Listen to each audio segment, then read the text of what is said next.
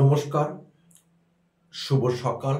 আপনারা দেখছেন শেষের কবিতা সুন্দরবন ইউটিউব চ্যানেল। আজকে মূলত আমরা ভিডিওটা করছি পশ্চিমবঙ্গ উচ্চ মাধ্যমিক শিক্ষা সংসদের দ্বাদশ শ্রেণী অর্থাৎ থার্ড সেমিস্টারের রাষ্ট্রবিজ্ঞানের একটি অন্যতম অধ্যায় অর্থাৎ একক সম্মিলিত জাতিপুঞ্জ। এর আগের ভিডিওতে আমরা সম্মিলিত জাতিপুঞ্জের সাধারণ সভা নিয়ে এমসিকিউ প্রশ্ন আমরা আলোচনা করে দিয়েছি। আজকে আমরা আলোচনা করব নিরাপত্তা পরিষদ। তাই নিরাপত্তা পরিষদের আমরা 13টি এমসিকিউ প্রশ্ন আজকে আলোচনা করে দেব, যে প্রশ্নগুলো তোমরা আয়ত্ত করলে পরীক্ষায় অবধারিত সেই প্রশ্নগুলো আসবে আশা করছি। তো এমসিকিউ প্রশ্ন আলোচনা করার আগে আমরা নিরাপত্তা পরিষদ সম্পর্কে খুঁটিনাটি কয়েকটি তথ্য জেনে নিই। আমরা জানি সম্মিলিত জাতিপুঞ্জ 6টি সংস্থা বা অঙ্গ আছে,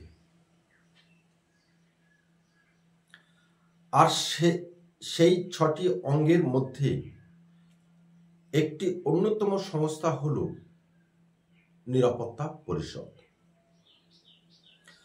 সম্মিলিত জাতিপুঞ্জ যখন গঠিত হয়েছিল তখন তাদের মূল লক্ষ্য বা উদ্দেশ্য ছিল বিশ্ব শান্তি রক্ষা করা, সেই সাথে নিরাপত্তা প্রদান করা। এই লক্ষ্যকে সামনে রেখে যখন সম্মিলিত জাতিপুঞ্জ গঠিত হলো, তারপর এই প্রধান দায়িত্বটি অর্থাৎ বিশ্ব শান্তি রক্ষা এবং নিরাপত্তা রক্ষা করার দায়িত্বটি দেওয়া হয় নিরাপত্তা পরিষদের উপর। আর সেখান থেকে নিরলসভাবে সম্মিলিত জাতিপুঞ্জের একটি অন্যতম সংস্থা বা অঙ্গ হিসেবে নিরাপত্তা পরিষদ এই কার্যটি সম্পাদন করে আসছে।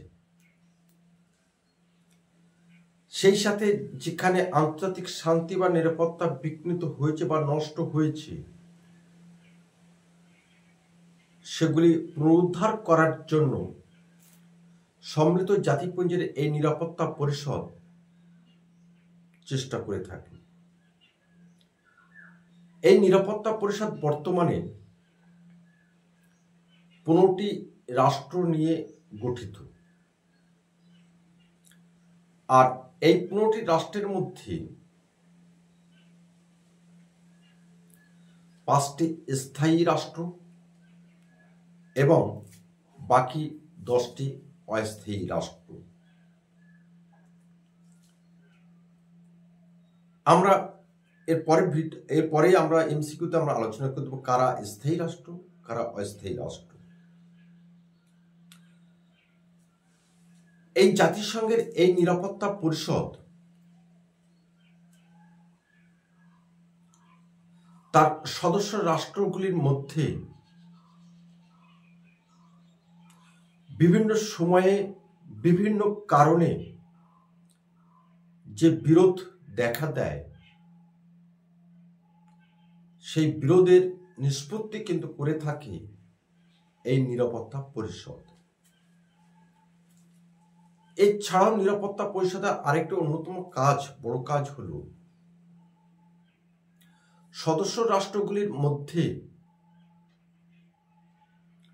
অর্থনৈতিক নিষেধাজ্ঞা জারি করতে পারে বা করে থাকে। তবে অর্থনৈতিক নিষেধাজ্ঞা জারি করলেও সেই রাষ্ট্রগুলি যাতে সামরিক শক্তিতে বলিয়ান হয়ে উঠতে পারে, সে ব্যাপারে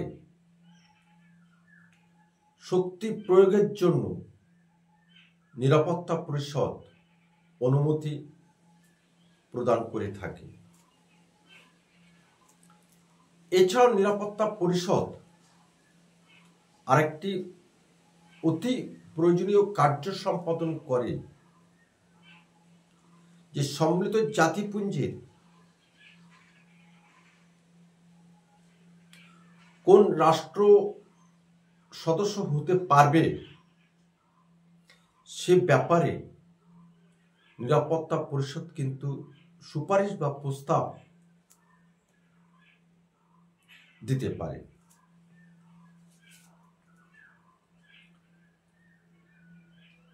সেই সাথে নিরাপত্তা পরিষদ, আমরা আলোচনা শুরুতে বলছিলাম যে 6টি অঙ্গ বা সংস্থা নিয়ে সম্মিলিত জাতিপুঞ্জ গঠিত হয়। এই 6টি অঙ্গ বা সংস্থার মধ্যে যাতে সমন্বয় থাকে,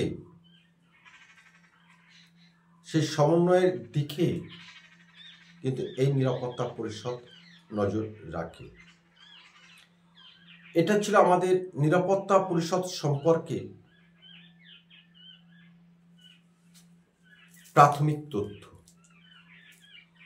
এবার আমরা এই নিরাপত্তা পরিষদের 13টি MCQ প্রশ্ন আলোচনা করে দেব,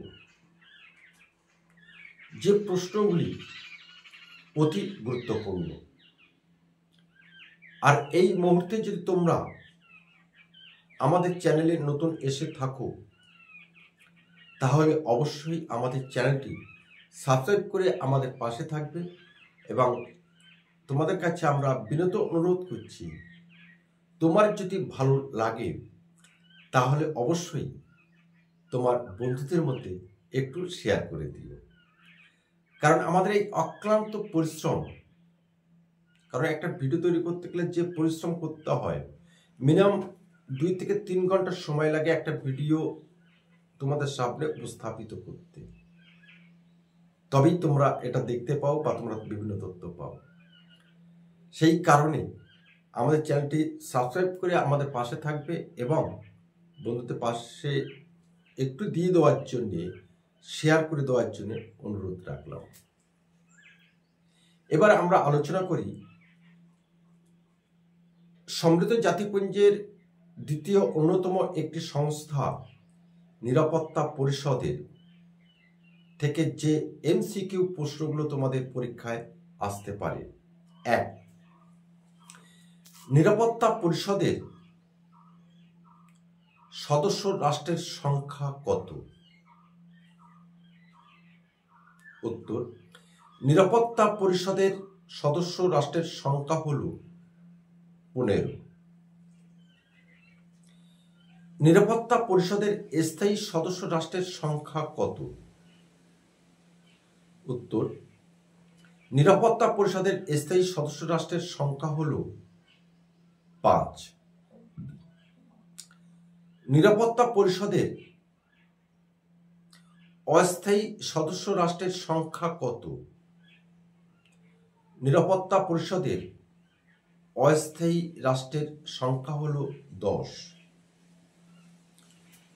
নিরাপত্তা পরিষদের স্থায়ী সদস্য রাষ্ট্রগুলি নাম লেখো। চীন, ফ্রান্স, রাশিয়া, যুক্তরাজ্য এবং যুক্তরাষ্ট্র। নিরাপত্তা পরিষদের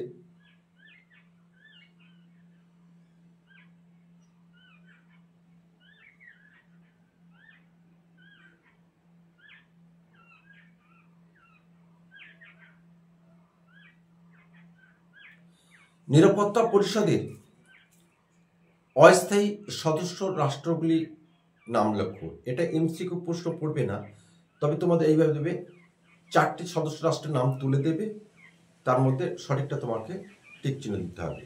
সেই কারণে সদস্য রাষ্ট্রের সব রাষ্ট্রগুলির নাম আমরা এখানে বলে দিচ্ছি। Algeria, Denmark, Panama, Korea, Sierra Leone, Slovenia, Pakistan, Guyana, Greece এবং সোমালিয়া। এই 10টি রাষ্ট্র হল অস্থায়ী রাষ্ট্র। নিরাপত্তা পরিষদের অস্থায়ী সদস্যপদ কত বছরের জন্য নির্বাচিত হয়? নিরাপত্তা পরিষদের অস্থায়ী সদস্যপদ 2 বছরের জন্য নির্বাচিত হয়।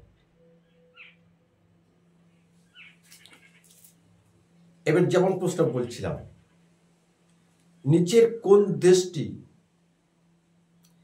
নিরাপত্তা পরিষদের স্থায়ী সদস্য রাষ্ট্র নয়? চীন,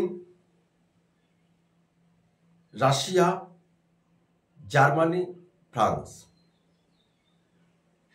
এখানে উত্তর হবে জার্মানি। নিরাপত্তা পরিষদে এশিয়া অঞ্চল থেকে একটি রাষ্ট্র সদস্য হয়েছিল, সেই সদস্য রাষ্ট্রের নাম কি? অবশ্যই ভারত। নিরাপত্তা পরিষদের অস্থায়ী সদস্যপদ কত সময়ের জন্য?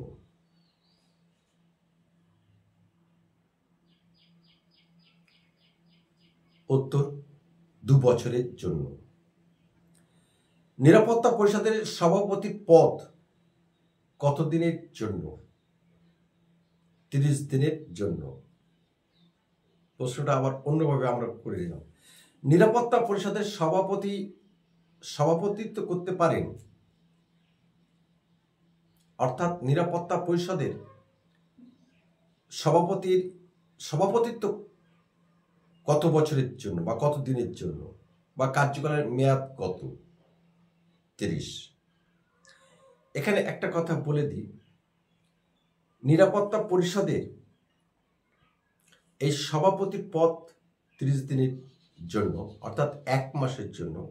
প্রতি 1 মাস অন্তর ঠিক অর্ডার অনুযায়ী ঠিক প্রতিটা রাষ্ট্র সভাপতিত্বের আসন গ্রহণ করেন বা সভাপতিত্ব করেন। বাংলাদেশ নিরাপত্তা পরিষদে অস্থায়ী সদস্য রাষ্ট্র হিসেবে যোগদান করেছিল, সেই যোগদানের সময়টা কত? 2000 সাল। 1965 সালের আগে নিরাপত্তা পরিষদের সদস্য রাষ্ট্রের সংখ্যা কত ছিল?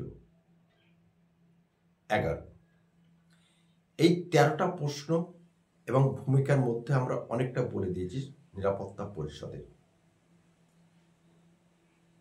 তো আশা করছি এই ভিডিওটি যদি তোমরা মনোযোগ দিয়ে দেখো, তাহলে অবশ্যই তোমাদের এই বিষয়ে আমার মনে হয় আর খুব বেশি জিজ্ঞাসা বা প্রশ্ন থাকবে না, কারণ তোমাদের প্রশ্ন করার আগেই আমরা প্রশ্ন করে তোমার উত্তরটি তোমার কাছে পাঠিয়ে দিলাম। তো আজকে আমরা এখানে রাখি। আগামী কোনো একটা সময়ে আমার সুপ্রিয় ছাত্রছাত্রীদের সামনে আমরা আবার এই একাধিক প্রশ্ন, MCQ প্রশ্ন এবং তার উত্তর নিয়ে হাজির হব। নমস্কার।